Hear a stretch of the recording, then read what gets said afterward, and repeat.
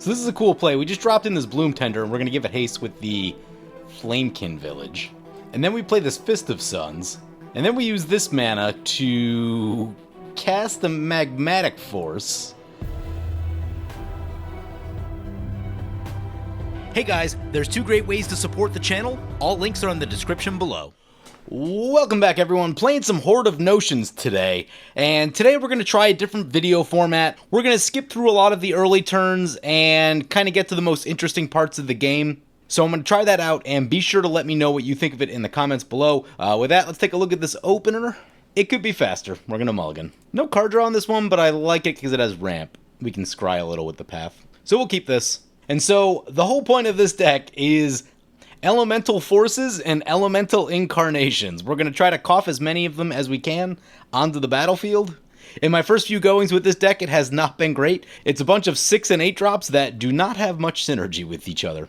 Just to introduce our opponents, by the way. Chaotix is playing Galadriel, Light of Valinor.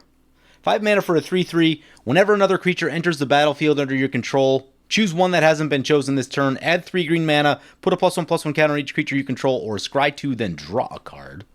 In the middle, we've got Illegal Xeno piloting Garth the One-Eyed, and I believe this is going to be his Spell Shaper deck, so excited to see this one. And then finally, we've got Zombie Caller piloting Akul the Unrepentant.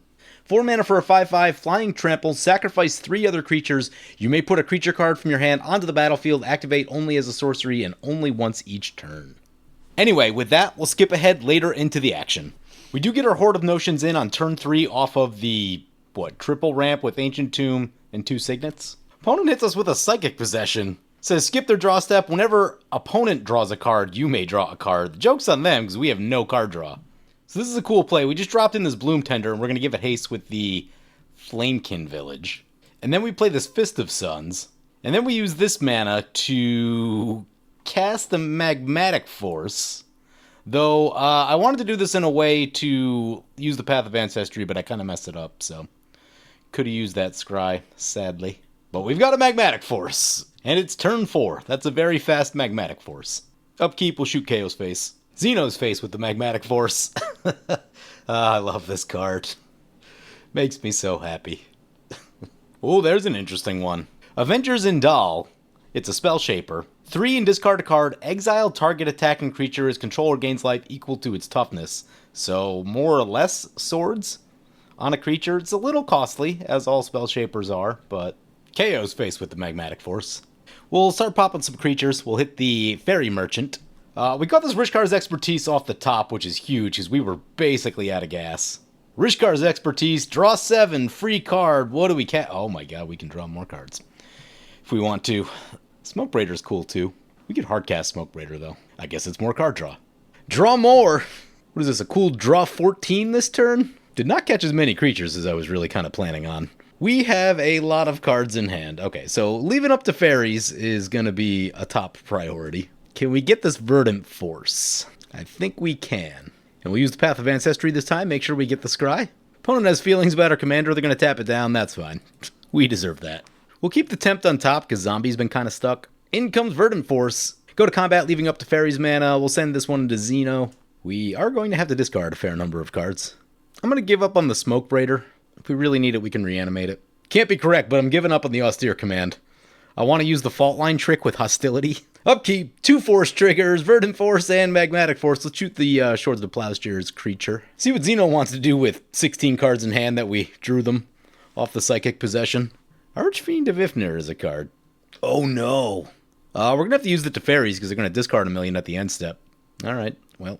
Or, we could just Swords the Archfiend. Yeah, Swords the Archfiend. And just hope we don't get our board wiped. Because yeah, the discarding here would just demolish our board. Really everything that's not the Archfiend. Actually, well, their stuff would all survive its opponent's control. 2 more Force triggers. Zombie Scoops. Shoot the Spell Shaper. Play the Primal Beyond. Reveal Hostility. Yeah, let's get the Sarkhan's Unsealing. Cast Hostility. Sarkhan's Unsealing trigger 4 damage to any target. Start clearing stuff out. Land to the bottom. Get the boots. Uh-oh. Did not leave up to Fairies mana. That could be an issue.